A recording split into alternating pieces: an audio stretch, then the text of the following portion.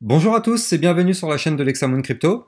Donc aujourd'hui, je vous fais une petite vidéo formation sur qu'est-ce que c'est que la psychologie de marché, comment réagir par rapport à des cours qui montent ou des cours qui descendent, pardon.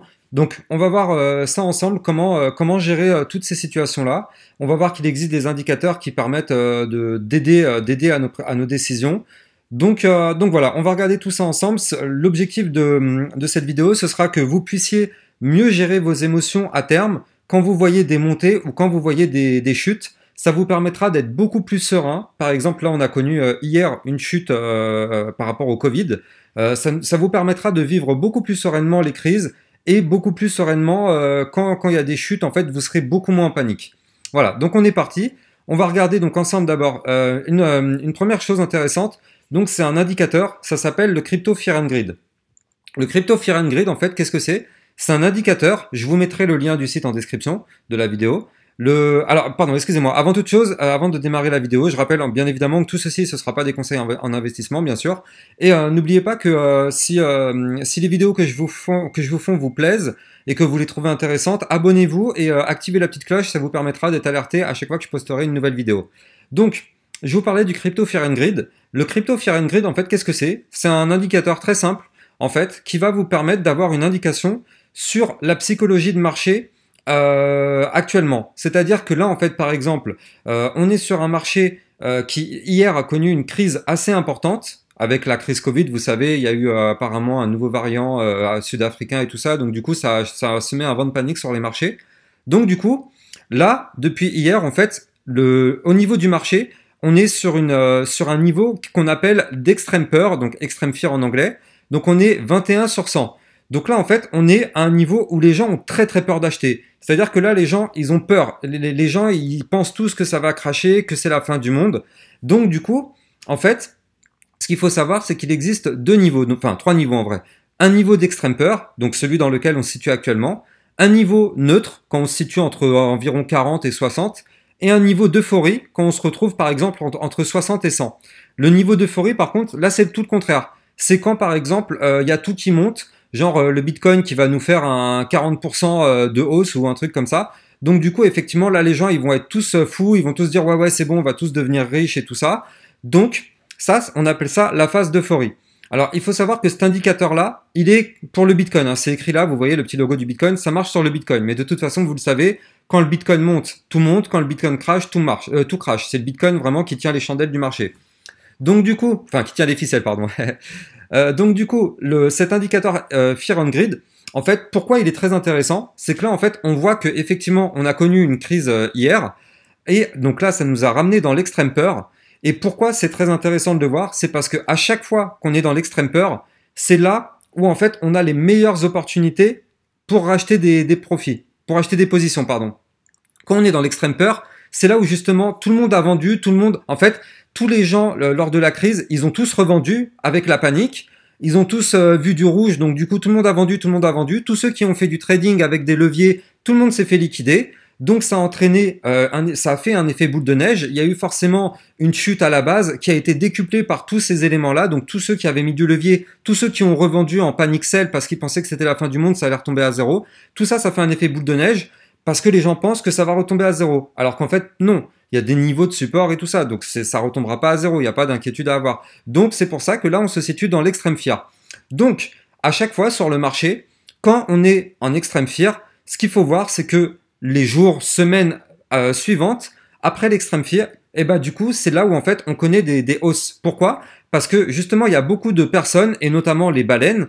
Les baleines, vous le savez, c'est les gros portefeuilles, c'est ceux qui possèdent des millions et des millions de dollars. Donc du coup, en fait, tous ces gens-là, ils achètent, ils investissent quand on est dans l'extrême peur, parce qu'effectivement, les prix sont bas, les prix ont bien chuté, donc c'est des prix vraiment intéressants. Donc les gens rachètent en masse à ce niveau-là, ce qui fait que pendant quelques temps, il va rester dans ce niveau-là, jusqu'au moment où là, ça va commencer, la mayonnaise, elle va commencer à prendre, et là, ça va monter, ça va monter, ça va monter. Donc vous verrez que jour après jour, l'indicateur va recontinuer à monter, il va arriver dans le neutre, et à un moment donné, quand le Bitcoin, par exemple, comme je vous ai dit, il va faire une grosse montée.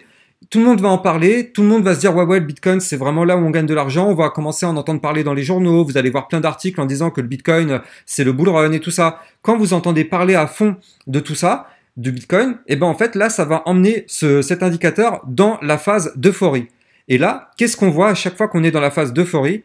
Dans la phase d'euphorie, c'est en général là où tout le monde, tous ceux qui comprennent ce principe-là, tout le monde prend ses profits à ce niveau-là. Là, par exemple, si on regarde le cours du Bitcoin, donc BTC USDT, pardon, j'ai fait une faute, USDT, voilà. Si on prend le Bitcoin, par exemple, on va se mettre, par exemple, ici. Si on était, là vous voyez, donc depuis le 30 septembre, on a connu quand même une hausse assez vraiment importante sur le Bitcoin. Donc quand on était dans à partir de cette zone-là, à partir du 6 octobre, on était dans une phase d'extrême euphorie. C'est-à-dire que tout le monde était bullish, tout le monde pensait que ça allait monter to the moon, on allait atteindre des millions et des millions. Et donc là, en fait, quand ça montait, l'indicateur, vous verrez, vous pourrez le suivre la prochaine fois qu'il y a des hausses, vous verrez que l'indicateur est suit. Donc quand on était à peu près à ces niveaux-là, l'indicateur, il était extrait ici dans la phase d'euphorie. Et qu'est-ce qui se passe? Plus on est dans la phase d'euphorie, et plus, donc effectivement, on va continuer de monter. Mais au bout d'un moment, c'est fini. Les gens vont récupérer leurs profits. Les gens vont commencer à faire des tech profits massifs. Et qu'est-ce qui va se passer? Tous les gens qui font des tech profits, boum, ça fait un retracement, forcément. Parce que les gens, quand ils sont là, ils ont eu à peu près de là à là, on a eu quand même environ 60% sur le Bitcoin, hein, quand même, en 3-4 mois, c'est quand même assez énorme. Donc les gens, les baleines en l'occurrence, ou autres, hein, les particuliers, ils se sont dit, bah voilà, moi j'ai 60% de bénéfices, je vais les récupérer. Je vais les récupérer. Donc eux, ils récupèrent leur profit, plus 60%, ça va dans la poche, c'est vraiment bien joué, c'est une belle hausse. Et donc du coup, qu'est-ce qui se passe après? Tech profit, forcément le cours il crache un petit peu. Après ça latéralise et bien sûr ça continue normalement par monter. Bon là en l'occurrence ça a baissé, mais voilà, c'est pas parce que là on fait un retracement ici que c'est la fin du monde, ça va retomber à zéro. Non, ça fait un retracement normal, sain pour le marché et après ça repart. Donc voilà, ça c'est un indicateur qui est bien de savoir qu'est-ce que c'est, comment ça marche. Et quand vous avez compris effectivement cet indicateur-là, ça va vous permettre de prendre des positions et ça va vous permettre aussi de sortir de position surtout. Quand on est, juste pour récapituler, quand on est dans l'extrême peur, c'est normalement là où on a des bonnes positions d'achat. Et quand on est à contrario dans l'euphorie ou l'extrême euphorie, c'est là où il faut commencer à prendre ses profits. Là par exemple, si on regarde, là ici on a un historique. Le mois dernier, on voit qu'on était dans le vert. Et bien là, maintenant, on voit qu'on est dans le rouge. Pourquoi? Parce que là, les gens, tous ceux qui ont récupéré leur profit le mois dernier, quand on était dans l'extrême euphorie, et ben du coup, ils ont bien joué le coup, ils ont récupéré leur profit, et tous ceux qui ne l'ont pas fait, ben là, ils se retrouvent, ils ont vécu la chute et tout ça, donc forcément, ça engendre une situation un peu stressante. Donc voilà, regardez de temps en temps cet indicateur, je vous mets le lien de cette page-là dans la vidéo, dans la description de ma vidéo, c'est quand même quelque chose de très important. Alors, je vais vous parler aussi d'un autre principe, en fait, on appelle ça les panic sells. Qu'est-ce que c'est le panic sell? C'est par exemple, là, hier, vous l'avez vu, hier, il y a eu un crash sur le Bitcoin. Qu'est-ce qui s'est passé? Là, on va se mettre en échelle 1 heure, par exemple. Donc là, nous, en France, eh ben, on voit que quand on s'est réveillé le matin, il était 8 heures du mat environ, 7 heures du mat, 8 heures du mat, on voit qu'on a fait quand même une belle chute. Déjà, on se réveille, on était dans le rouge. Et là, il y a beaucoup de personnes qui se disent: oh là là, je vois du rouge, je suis en négatif, hier j'étais en positif, là je suis en négatif, j'ai perdu 3%, c'est la fin du monde, je revends, je veux plus rien, je revends, je veux pas perdre un centime de plus. Donc ça en fait, on appelle ça le panic sell. C'est les gens qui vont revendre sans réfléchir par peur en fait. Ça s'appelle vraiment le panic sell, c'est le terme employé dans la crypto-monnaie et même dans les marchés boursiers, on appelle ça du panic sell. Et donc qu'est-ce qui se passe avec les panic sell? En fait, le marché en lui-même, avec la crise Covid, forcément, il allait cracher un petit peu, oui, mais il aurait jamais dû cracher autant. Il aurait craché peut-être de 5 ou 6 ou voilà, 5%, 6%. Ça aurait été quelque chose de normal. Mais en fait, avec toutes les personnes qui revendent dès qu'ils voient du rouge, malheureusement, ça fait un effet boule de neige et du coup, ça accélère et ça renforce encore plus la chute. Et là, on le voit en fait avec des grosses bougies. Là, vous la voyez, celle-là, en 1 heure, cette bougie-là, vous pouvez être sûr que qu'est-ce qui s'est passé là-dedans? C'est tous les gens qui ont vu que ça crachait. Ceux qui avaient acheté des positions récemment, elles étaient tout de suite dans le rouge. Et donc, du coup, les gens, ils ont tous revendu par peur de se dire qu'ils vont tout perdre. Et c'est là où, en fait, c'est pas une bonne mentalité pour le marché. Il faut vraiment réfléchir à ça, vraiment bien positionner, en fait, ces achats. Quand on achète, effectivement, on va en parler après, il faut pas acheter quand on est trop haut. Il faut acheter à des moments bien calculés parce que quand on achète et qu'on est haut, la moindre chute, on crache et du coup on voit du rouge. Donc en tout cas, tout ça pour dire que le panic sell, en fait, il faut pas avoir peur qu'on voit un crash, à part si effectivement c'est un crash, le crash boursier ou je sais pas, Wall Street ou les subprimes, effectivement, ça c'était vraiment des gros crashs boursiers qui ont entraîné vraiment des grosses chutes sur le marché. Mais le marché en lui-même vit sa vie, il va monter, il va descendre. Ce qu'il faut savoir, c'est que pour que le marché monte, il faut que le marché descende. Vous verrez jamais un cours, là on va se remettre en mode jour par exemple, vous verrez jamais un cours monter en ligne enfin, verticale to the moon de 0 à 1 million de dollars. Non, ça n'existe pas. Ça monte en escalier. Regardez bien. À chaque fois qu'on monte, on fait une latéralisation. On monte, on latéralise. On monte, on latéralise. On monte, on latéralise. On monte, on descend. On monte, on descend. Ça marche comme ça. On verra jamais une ligne droite comme ça de haut en bas de plusieurs millions. Ça n'existe pas. Vous allez avoir des barres verticales, effectivement, mais ça va s'arrêter au bout d'un moment. Donc, tout ça pour dire que il faut pas revendre de façon en panique. Il faut pas revendre sur la panique. Il faut toujours bien analyser le marché, bien avoir des références de support pour savoir à quel niveau le cours il va cracher. Ça, je fais référence à la vidéo que je vous ai faite hier ou avant-hier sur les retracements de Fibonacci. Je vais vous mettre le lien aussi en description. Ça va vous permettre de savoir à quel niveau le cours il va cracher. Et comme ça, quand vous êtes derrière votre écran, vous n'êtes pas en panique. Vous savez que là, on crache. Bah d'accord, il n'y a pas de problème. On crache, on va atteindre un certain niveau. Si on casse le niveau qui est là, on va atteindre le suivant. Si on casse ce niveau-là, on va atteindre le suivant. Ça vous permet de contrôler vraiment qu'est-ce qui se passe sur le marché. Vous avez la maîtrise. C'est vous les maîtres de votre argent. Vous avez la maîtrise. Vous comprenez qu'est-ce qui se passe. Et ça vous permet, au bout d'un moment, de vous dire effectivement, là, ça a trop chuté. Si on arrive, là, on est à 60 000 $. Si on arrive à 3 000 $, oui, c'est que là, il y a un gros crash. Là, c'est pas normal. Mais là, en l'occurrence, là, c'est juste un retracement. On a perdu 6 ou 7%. Voilà, ça reste quelque chose de sain, sachant qu'on a eu 60% de gains. Donc, ne paniquez surtout pas, ne faites pas du panic sell. Quand vous faites du panic sell, je le rappelle, vous donnez votre argent au marché. Et ce qu'il faut savoir, c'est que quand vous revendez dans la peur, il y a des gens ou des baleines qui vont racheter vos positions derrière bien moins cher. Donc, en gros, ce que vous faites, c'est que vous donnez l'argent au marché et quand vous avez vendu dans la crainte, 3 jours après, vous revenez, on est au même niveau, ce qui fait que vous avez revendu pour rien. Donc, du coup, c'est dommage. Donc ça, c'est le panic sell. Il faut faire vraiment attention au panic sell. Maintenant, je vais vous parler d'un concept qui s'appelle le FOMO. Donc le FOMO, qu'est-ce que c'est en anglais? Ça s'appelle Fear of Missing Out, un truc comme ça. Oui, je crois que c'est out. En gros, ça veut dire la peur de rater le mouvement. Donc, on va prendre un exemple concret, le Shiba. Vous avez vu que le Shiba, il a fait quand même un pump assez incroyable, il faut le souligner. Et en fait, donc là, du coup, quand le Shiba a commencé à monter, il y a énormément de gens qui, par exemple, quand on était ici, vous le voyez, hein, là on est déjà tard dans la montée, il y a beaucoup de gens ici qui se sont dit « Waouh, le Shiba, c'est un truc de fou, c'est la crypto, c'est la crypto d'avenir, voilà, je rentre dans la fusée parce que le Shiba, c'est parti, il est parti pour aller à 1 $, alors que là on est à 0,00040. » Voilà, il y a beaucoup de personnes qui pensent comme ça, donc ils achètent en masse alors que le cours il a déjà explosé. Et là, qu'est-ce qui se passe? C'est là où les gens ils se font piéger. Il faut faire vraiment attention à ça. Je le souligne, faites vraiment attention à ça. La règle de base, c'est on achète. Ah mince, attendez, il faut que je quitte mon TradingView parce que là je suis en version gratuite.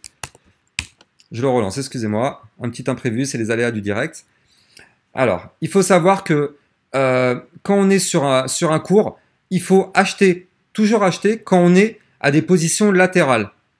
Parce que quand on achète sur des positions verticale, voilà, c'est bon, ça s'est chargé. Il faut acheter, par exemple, si on regarde le Shiba, il fallait acheter, par exemple, à ce niveau ici. Là, vous le voyez, on était plutôt latéral. Donc, effectivement, là, c'est une très bonne position d'achat. Une fois qu'on casse, là, en fait, on avait fait une sorte de range. Une fois qu'on casse ce range, pouf, la fusée, elle est partie, c'est fini, on la contrôle plus. Donc, moi, ce que je recommande vraiment à tout le monde, c'est d'acheter quand on est ici. Vous le voyez, quand on est sur une sorte de latéralisation, ça, c'est un très très bon niveau pour acheter. Surtout, les amis, n'achetez pas quand ça monte. Surtout, n'achetez pas quand ça monte. Pourquoi? Parce qu'au bout d'un moment, comme je vous dis, le cours redescend. Ça retrace inévitablement. Ça se passe comme ça tout le temps. Donc, il faut surtout pas faire du FOMO. Il faut surtout pas rentrer quand la fusée a déjà décollé. Là, l'exemple qui est très concret, c'est pour ça que je vous prends le Shiba. Le Shiba, on voit qu'il a bien monté. Et là, il y a beaucoup de gens, quand ils ont vu, on en parlait aux informations, il y avait plein d'articles sur le Shiba en disant que le Shiba, voilà, ça va aller à 100 $ dans les 2 semaines à venir. Bah voilà, tout le monde a fait du FOMO ici, tout le monde a acheté. Et qu'est-ce qui s'est passé? Là, ici, on était dans l'extrême euphorie. Pouf! On a craché. Et là, voilà, regardez qu'est-ce qui s'est passé. Énorme crash sur Shiba. Là, on a perdu jusqu'aujourd'hui 51%. Donc, tous ceux qui sont rentrés à ce niveau-là, ils ont d'accord eu peut-être 10% de profit, mais derrière, s'ils n'ont pas pris leur profit, pouf, regardez, on a chuté extrêmement bas pour quasiment revenir au point de départ. Donc, tout ça pour dire que pour avoir des positions solides, il faut les acheter quand on est en pleine latéralisation. On n'achète surtout pas quand on est sur une phase verticale, c'est terminé. Quand on a une fusée qui est partie, on la laisse partir, on va en chercher une autre. Des cryptos, il y en a des milliers et des milliers. C'est pas grave si on en rate une, on va chercher une suivante. Donc du coup, le conseil vraiment, si vous voulez prendre des positions, regardez quand on a de la latéralisation. Et quand on latéralise, là oui, effectivement, c'est intéressant d'acheter. Et là, par contre, on n'achète pas. On peut regarder le cours monter si vous voulez, mais on n'achète surtout pas quand la fusée elle est partie. Donc ça, c'est une règle d'or à suivre. Le prochain truc que je voulais vous parler, c'était effectivement pour tous ceux qui achètent en haut, malheureusement, ça arrive, hein, il y en a qui en FOMO, ils achètent en haut. Eh ben, mettez-vous, une fois que par exemple, vous le voyez, quand on a une poussée haussière comme ça, si vous achetez par exemple ici, malheureusement, si jamais vous prenez une position, mettez absolument un stop loss. Mettez un stop loss, les amis, parce que comme vous le voyez là, d'accord, vous allez avoir du profit, mais derrière, il y a un énorme retracement. Donc, quand vous prenez votre position, vous placez un stop loss juste en dessous de votre position, comme ça, au pire des cas, même si ça descend, vous aurez perdu que quelques dollars, c'est pas trop grave. Vaut mieux perdre 3 ou 4 dollars que 200 dollars. Donc ça, c'est quelque chose de très important. Quand on est sur ce genre de scénario, mettez bien un stop loss pour être sûr de ne pas perdre de l'argent dans ce genre de cours. Donc, le prochain point que je voulais vous dire, c'est les sentiments. Les sentiments, en fait, sur le marché, il y a beaucoup de personnes qui... j'ai eu beaucoup de commentaires sur ça, en fait, en disant que oui, cette crypto-là, je sens que ça va marcher, je sens que voilà, il y a un truc qui se passe. Alors oui, c'est peut-être possible, mais en fait, il faut pas se baser sur un sentiment. Il y en a par exemple qui vont acheter une crypto-monnaie parce qu'elle a le nom de son chien, par exemple, ou le nom de son chat. Ça existe, hein. Il y a des personnes qui font ça. Il y a par exemple une crypto-monnaie, elle s'appelait la Iris ou des trucs comme ça. Il y a des animaux qui s'appellent comme ça. Il y en a qui achètent des cryptos parce que c'est le nom de leur animal. Et ça, effectivement, bon, ça se comprend, mais ça marche pas. En termes de crypto-monnaie, ça marche pas. Ou du moins, c'est un coup de bol. Ce serait un coup de bol. Il faut toujours, quand on veut prendre la moindre position, toujours analyser le marché, voir qu'est-ce qui se passe et regarder les figures chartistes. J'ai déjà fait plein de vidéos sur ça, mais si vous achetez, si vous prenez une position, je crois que c'était, par exemple, attendez, sur le SLP USDT, je crois que j'ai vu quelque chose SLP, je crois que c'était en mode 4 heures. Non, alors en mode 1 heure. Non, bah alors où est-ce que je l'avais vu sur le SLP? Ça devait être en échelle jour alors. Ah non, c'est en semaine, voilà. Voilà. Donc, par exemple, si on se met sur une crypto-monnaie, on se dit, bah voilà, moi j'aimerais bien investir dans du SLP, par exemple. Et bien là, en fait, qu'est-ce qui se passe? Il y en a beaucoup qui vont investir sans même regarder le cours. Grave erreur, très grave erreur. Pourquoi? Parce que les crypto-monnaies, elles nous font des figures chartistes. Là, vous le voyez, le SLP, potentiellement, il est en train de nous former une figure en double top. Donc là, je vais vous le matérialiser. Tac, tac, tac, tac. Double top, crash. Donc, il faut toujours regarder qu'est-ce qui nous fait le cours. Parce que si on achète une crypto-monnaie et que en fait le cours fait une figure chartiste baissière, bah malheureusement on va acheter, mais à peine on rentre en position, on va vivre un crash. Alors peut-être qu'après ça va remonter, oui, mais disons que quand on rentre en position, ça fait un peu flipper, on arrive et on se prend du rouge dans la tronche directe. Donc il faut toujours bien analyser les cours, et quand vous voyez des figures chartistes qui vous ont l'air haussières, bah là effectivement on peut rentrer dedans. Par contre, si on voit qu'il n'y a pas de figure chartiste haussière, eh ben on attend. Là par exemple sur le SLP, moi, si j'aimerais rentrer dans ce cours-là, clairement, j'attendrai que cette figure-là soit annulée parce que là, pour l'instant, ça fait un double top qui a l'air de se valider. Donc, clairement, moi, je rentrerai jamais là-dedans. Mais on va attendre. Peut-être que là, ça va cracher, ça va arriver ici. Là, ici, ça va nous faire un double top, ça repart. Donc là, par contre, ce serait une bonne position d'achat. Donc, n'achetez pas comme ça. Prenez vraiment le temps d'analyser toutes les positions que vous prenez. On parle d'argent, vous mettez de l'argent, c'est important. Ne faut pas faire n'importe quoi et acheter à tout moment comme ça. Il faut vraiment bien analyser, comme ça, vous comprenez vraiment qu'est-ce qui se passe et vous prenez des positions qui vous ont l'air solides quand même. Et c'est ça qui est important. Et le dernier point en fait que je voulais vous parler, c'est une méthode en fait pour vous permettre d'acheter de la crypto-monnaie sans vraiment subir les crashs. Donc en fait, c'est une méthode qui est connue, ça s'appelle le DCA. En gros, le DCA, qu'est-ce que c'est? Le DCA, donc on appelle ça le Dollar Cost Average. Excusez-moi pour mon accent. En fait, ça consiste à ce que on va investir tous les mois ou toutes les semaines, c'est vous qui voyez, ou tous les jours, c'est vraiment vous qui voyez. Vous investissez la même somme d'argent à la même date à chaque fois. C'est-à-dire que, imaginons, vous décidez de faire un DCA tous les mois, tous les premiers du mois par exemple, à 14 heures, vous mettez 100 € sur du Bitcoin.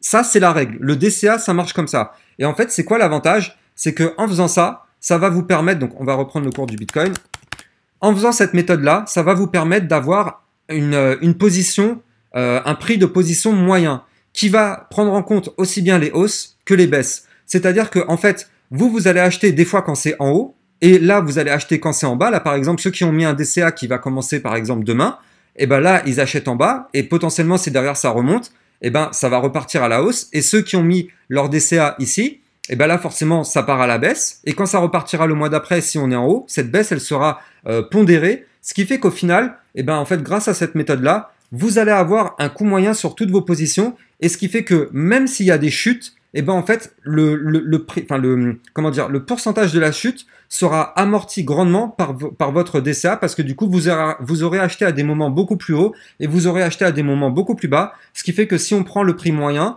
et ben en fait, ça va prendre une moyenne des deux, ce qui fait que même s'il y a un moins 30% en un jour, c'est pas grave en vrai parce que du coup, vous serez toujours dans du profit en faisant cette méthode-là. Donc ça vraiment, je vais pouvoir vous mettre des liens aussi en description de vidéo sur cette méthode, le DCA. C'est très simple, c'est vraiment tous les X temps, c'est vous qui voyez, vous versez la même somme d'argent, peu importe qu'est-ce qui se passe. Vraiment, j'insiste sur ça. Peu importe que le cours, il monte ou qu'il descende, on s'en fout. Vous, c'est une date, la même date, quoi qu'il arrive, vous achetez et vous faites une position et c'est tout. Encore une fois, ceci, c'est pas un conseil en investissement, hein, c'est à vous de faire vos propres analyses, mais c'est la méthode qui est comme ça. La méthode, en fait, peu importe ce que fait le cours, on rentre et on met la même somme d'argent à la même date. Voilà. Donc, les amis, j'en ai fini pour cette vidéo. J'espère vraiment qu'elle vous aura permis de comprendre un peu mieux comment ça fonctionne le marché. J'espère aussi qu'elle vous permettra de pouvoir sécuriser beaucoup plus vos positions parce qu'encore une fois, on joue sur de l'argent. Donc oui, on a juste envie de gagner et pas envie de perdre. Donc en appliquant tous ces conseils, je pense que ça pourra vous aider à comprendre beaucoup mieux le marché et surtout à sécuriser au maximum vos positions et d'éviter en fait d'être vraiment dans la peur et de rester vraiment serein par rapport au marché. Donc voilà, si cette vidéo elle vous a plu, n'hésitez surtout pas à vous abonner à la chaîne YouTube, à activer la petite cloche pour recevoir les autres vidéos. J'ai un lien Twitter aussi pour recevoir les dernières actualités et quand des fois il y a des cours qui montent ou qui crashent. Donc n'hésitez pas aussi à les regarder de ce côté-là. Et quant à moi, je vous souhaite une bonne soirée, puis à bientôt pour une prochaine vidéo formation. Ciao, ciao!